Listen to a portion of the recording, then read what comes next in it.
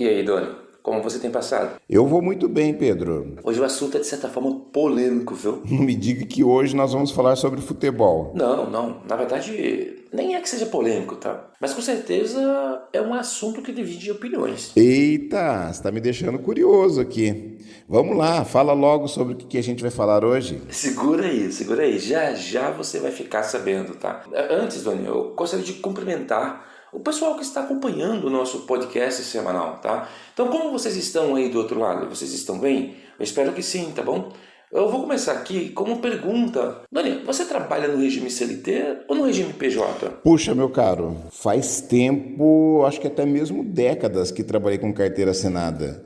Na maior parte da minha carreira, sempre trabalhei com PJ, tá? E sou até hoje. É sobre isso que vamos falar hoje, tá? Sobre essas duas modalidades de contratação. A gente pode falar sobre as diferenças entre elas e também, sei lá, sobre os prós e contras de cada uma. O que você acha? Ah, que legal! Bora lá, Pedrão. Bora! Aliás, Dani, deixa eu fazer um comentário, né? Você já demonstrou que entende muito bem desse assunto, mesmo antes de começarmos o podcast, sabia? Sério? Mas por que você diz isso? Muito simples, porque você já atuou nas duas modalidades, não foi isso que você falou? Sim, isso é verdade. Já atuei com CLT no início da minha carreira e atualmente eu atuo com PJ, Pedro. Pois é, então estou com a pessoa certa para falar sobre isso, né? Sabe, tenho conversado com várias pessoas que demonstram, sei lá, certa insegurança, né?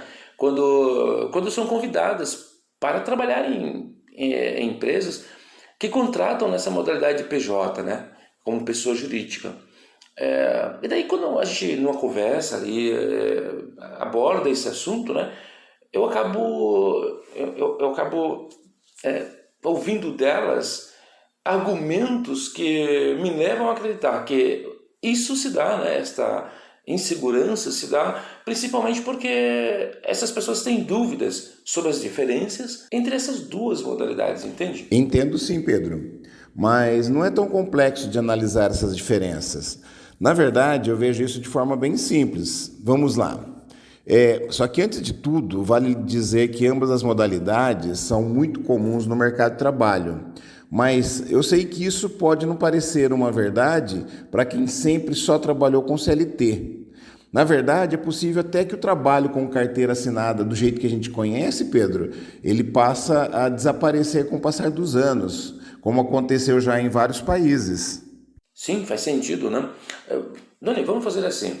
Para ajudar aqueles que ainda têm dúvidas, né, sobre um regime ou outro, sobre qual que é melhor, qual que é pior, se é que podemos, né, usar esse termo. Eu, particularmente, acredito que não existe, né, essa de pior ou melhor, existem diferenças. Então, assim, vamos traçar um comparativo aqui nesse podcast, falando das duas em termos comparativos, né?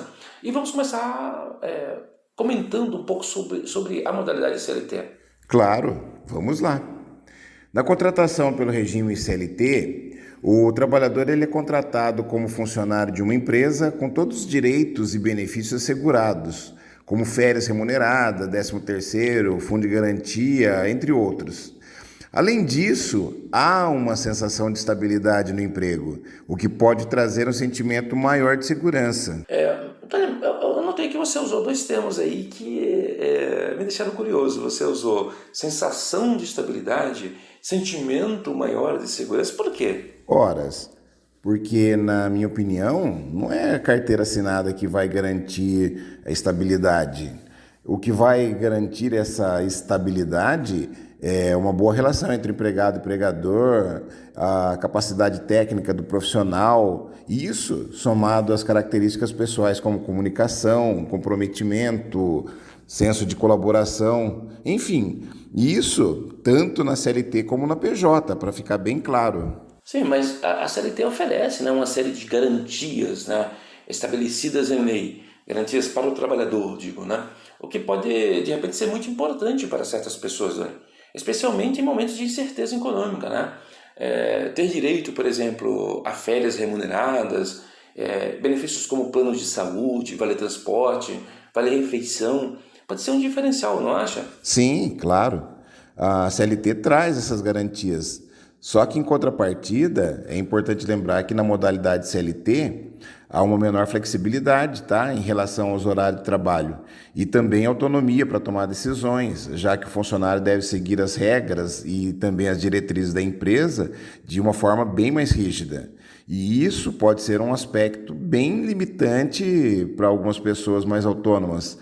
Isso na sua própria natureza de ser. Sim, sim, sem dúvida. Olhando por esse ponto de vista, me parece que a modalidade CLT acaba sendo mais adequada para aquelas pessoas que buscam uma estabilidade maior ou preferem ter um vínculo empregatício mais formal do ponto de vista da consolidação das leis trabalhistas, né? Sim, é isso mesmo. Enquanto que para aqueles que preferem um maior grau de liberdade e autonomia, esses já acabam optando pela modalidade PJ, Pedro. Isso mesmo, Doni. Mas agora que relembramos um pouco, né, as características da modalidade CLT, podemos falar agora sobre a modalidade PJ, né? É uma empresa, né? É isso mesmo, Pedro. PJ é uma pessoa jurídica.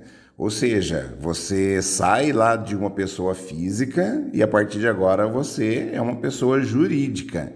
E esse profissional, ele é contratado como uma empresa prestadora de serviços. Ele tem que emitir as notas fiscais pelo serviço que ele prestou. Isso quer que ele registre uma empresa e contrate um contador, por exemplo. O que mais me assustava, né, quando eu comecei a receber convites de empresas, né, para participar de processos seletivos, onde já ficava explícito, né, no processo de contratação que essa contratação se daria no regime PJ, né, o que mais me assustava era essa coisa de contratar contador. Você acredita nisso? É claro que eu acredito, Pedro. E digo até que isso é muito natural, porque o que a maioria das pessoas se assusta mesmo é com isso, né? O medo de contratar contador. Mas, pessoal, isso é muito tranquilo e não custa caro, não. É super acessível. Tem que lembrar que o contador, ele vai prestar o serviço para uma empresa de serviço, que é só você, é muito pouca coisa. Então é bem tranquilo e, como eu disse, não é caro e é super acessível. Verdade, cara. Então, continuando, o contrato na modalidade PJ, ela oferece uma maior flexibilidade de horário, de autonomia para escolher os projetos, até mesmo a possibilidade de ter um rendimento maior. Outra coisa interessante é que a modalidade PJ pode ser ideal para aquelas pessoas que buscam empreender, ter um maior controle sobre a sua carreira, ser o seu próprio chefe, sabe? Sim, de qualquer modo, né, é importante ressaltar que, nesse caso, né, o profissional não vai ter os mesmos direitos e benefícios garantidos pela CLT, né? Sei lá, como férias, né, 13º salário, FGTS. Sim, e além disso, é necessário se responsabilizar pelo recolhimento dos impostos e contribuições, que no caso lá da CLT é feito pelo empregador. Neste caso da PJ, o empregador é você, então é você quem tem que recolher. Dá para notar que a modalidade PJ exige uma maior responsabilidade por parte do trabalhador, né, em relação às obrigações, né, inclusive as fiscais também, né, o que implica na necessidade de se planejar financeiramente para não deixar de pagar esses impostos, né? Porque imagina, se você não paga os impostos, você pode ter o cadastro do seu CNPJ suspenso, né? E isso vai impedir que a empresa vai impedir que ela possa emitir a nota fiscal e, portanto, ela não fará o pagamento, né? Se houver qualquer irregularidade com o teu cadastro do CNPJ, a empresa não poderá processar o pagamento. Isso pode ser um grande problema. Então, esta capacidade, né, de planejamento financeiro, administração, né, das obrigações como um PJ é muito importante, né? Sim, por isso a importância da figura do contador. Realmente, esse regime exige um maior planejamento, inclusive para períodos sem contratos, já que não há fundo de garantia ou seguro-desemprego em caso de fim de contrato. Mas vale ressaltar, Pedro, que no regime PJ, geralmente, né, o salário ele é bem maior. Já prevendo realmente esses custos, né, você tem que realmente fazer as contas.